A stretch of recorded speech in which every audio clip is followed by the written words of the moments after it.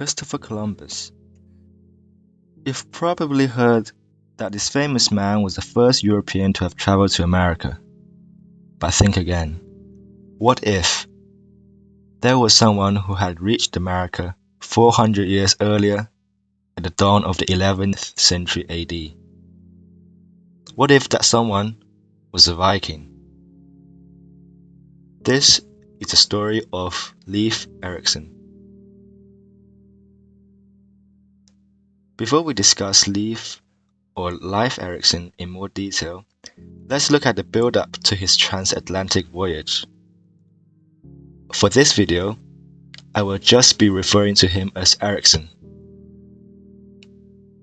Erikson was the son of Eric the Red, who was the son of Thorvald. He had two brothers, Thorstein and Thorvald, as well as a sister, Thredis, who according to Eric the Red saga, was an illegitimate daughter of Eric's. Their entire line of 3 generations certainly had a knack of getting into trouble. Erikson's grandfather was forced to take his family and flee Norway after committing a murder.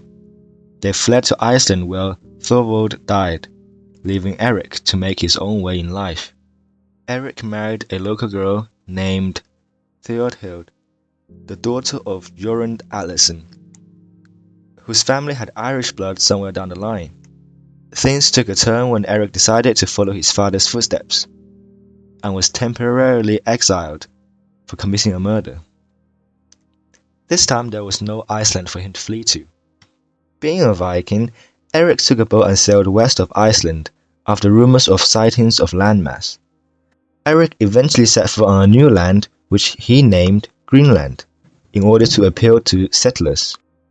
This apparently worked, as by the time of Erikson's trip to America, there were around 2,400 settlers on Greenland, and Eric's lineage had become the chieftain of Greenland.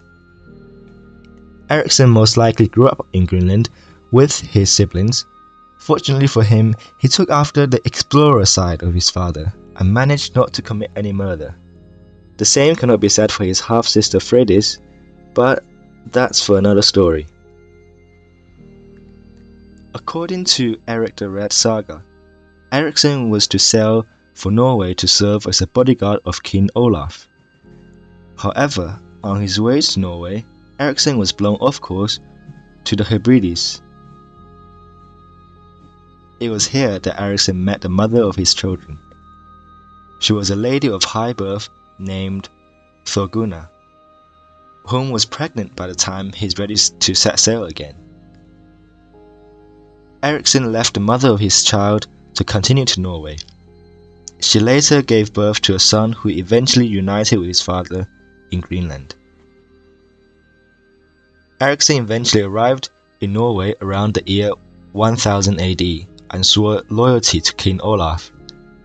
Erikson converted to Christianity in Norway and became King Olaf's envoy and was tasked to convert Greenland to Christianity. Now this is where Erikson's journey to America begins. According to Eric the Red saga, before he managed to convert any pagans to Christians, Erikson was once again blown off course on his journey returning from Norway. The saga states that Erikson and his crew landed on the eastern shores of North America. The Vikings called it Vinland, which means wineland.